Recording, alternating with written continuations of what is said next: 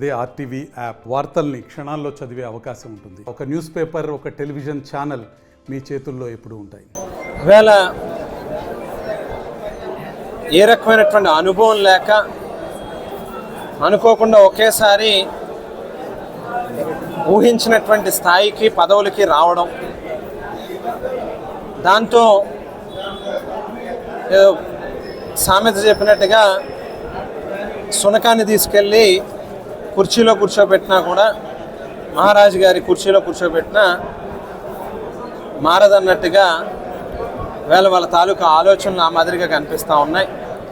ఒక పక్కన విశ్వవిద్యాలయాల్లో ఒక పద్ధతి ప్రకారం, ఒక ప్రొసీజర్ ప్రకారం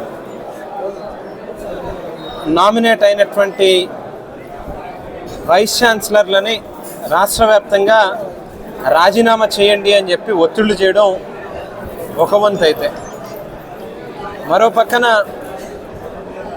స్థానికంగా ఏదైతే దివంగత ముఖ్యమంత్రి డాక్టర్ వైఎస్ రాజశేఖర రెడ్డి గారు, దివంగత మంత్రివర్యులు జక్కంపూడి రామ్మోహన్ రావు గారి యొక్క సమయంలో స్థాపించినటువంటి ఆదికవి నన్నయ్య విశ్వవిద్యాలయం మీద లేనిపోయినటువంటి ఆరోపణలు చేస్తూ వందల కోట్ల రూపాయల అవినీతి జరిగిపోయింది అనేటువంటి మాట ఏదైతే చెప్తా ఉన్నారో, చెబుతూనే మరో పక్కన సిబిసిఐడి ఎంక్వైరీ వేస్తాము అని చెప్పి చెప్తా ఉన్నారు.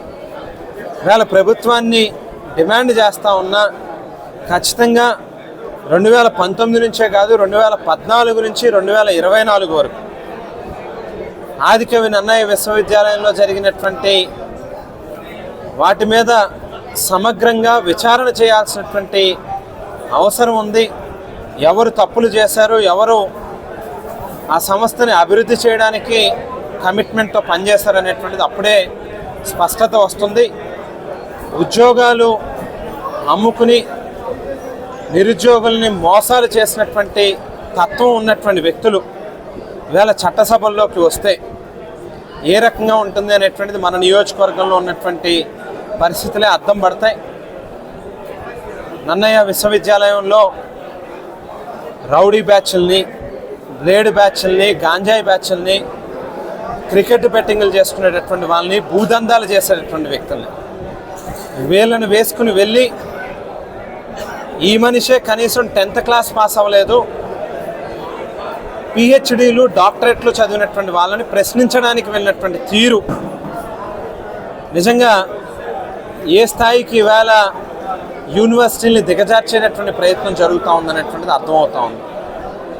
దయచేసి మీకేదైనా అనుమానాలు లేకపోతే ఏదైనా ఎక్కడైనా ఆరోపణలు ఉంటే సరైనటువంటి అప్రోచ్లో రండి. సిబిఐ వేస్తారో, సిఐడిఏ వేస్తారో, ఏమేస్తారో ఒక ప్రాపర్ ఎంక్వైరీ సిస్టంలో ఎంక్వైరీ చేయండి. అంతే తప్పితే ఏదో గాల్లో అదృష్టం కొద్దీ సుడితోనో ఎన్నికయ్యి జీవితంలో ఊహించిన స్థాయికి ఒకేసారి రావడంతో వ్యవస్థల మీద పెత్తనాలు చేయాలి అని అంటే మాత్రం ఖచ్చితంగా ఇబ్బంది పడతారనేటువంటి విషయాన్ని గమనించుకోండి. మీ విద్యార్హత ఏంటో చూసుకుని ఎవరిని ప్రశ్నించడానికి వెళ్తున్నారో వాళ్ళ విద్యార్హత ఏంటో కూడా తెలుసుకుని వెళ్తే బాగుంటుంది అని చెప్పి మాత్రం తెలియజేస్తాం. చిన్ననాటి నుంచి కూడా అది పిహెచ్సి లాగా ఉండిపోయింది, గోడ పడిపోతున్నాయి, అన్నీ పడిపోతున్నాయి. దాన్ని కూడా కమ్యూనిటీ హెల్త్ సెంటర్గా మార్చాలని ప్రపోజల్ తీసుకొచ్చాం. అంటే ఈ రెండు కానీ కమ్యూనిటీ హెల్త్ సెంటర్స్ కానీ అయినాయి అని అంటే వైద్యపరంగా ప్రతి పేదవాడికి వైద్యం అందుద్ది అనేది మన ముఖ్య ఉద్దేశం. అదేవిధంగా రాజానగరంలో మనకి డిగ్రీ కాలేజీ కావాలి, జూనియర్ కాలేజీ కావాలని ప్రపోజల్ తీసుకొచ్చాం. దాని శాంక్షన్ కూడా వీలైనంత తొందరగా తీసుకొస్తాం. మన కోరుకొండలో చూస్తే డిగ్రీ కాలేజీ లేక చాలామంది ఆగిపోతున్నారు. ఎప్పుడో 30 ఏళ్ళ నాడు, సుమారు 30 ఏళ్ళ నాడు పెట్టినట్టు, 30-40 ఏళ్ల కింద పెట్టినట్టు రాజుబాబు జూనియర్ కాలేజీ అక్కడ ఆగిపోయింది, కానీ మనకి డిగ్రీ కాలేజీ రాకుండా అయిపోయింది. అంటే వైద్యం మీద, విద్య మీద ఏమి ఇక్కడ పెట్టారు, ఏమీ పెట్టలేదు. ఎక్కడ ఏదో శంకుస్థాపన చేసామంటారు, శంకుస్థాపన తప్పతే ఏమీ లేదు.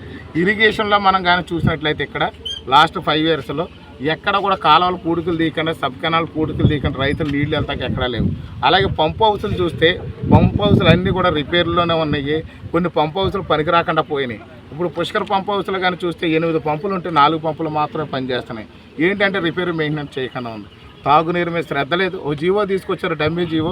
మేము ధర్నా చేస్తే దాని మీద రోడ్డు మీద ఉంటే 34 మంది మీద కేసు కట్టి దాని మీద ఒక జీవో తీసుకొచ్చారు జలజీవన మిషన్ ద్వారా, టెండరే పిల్లలేదు.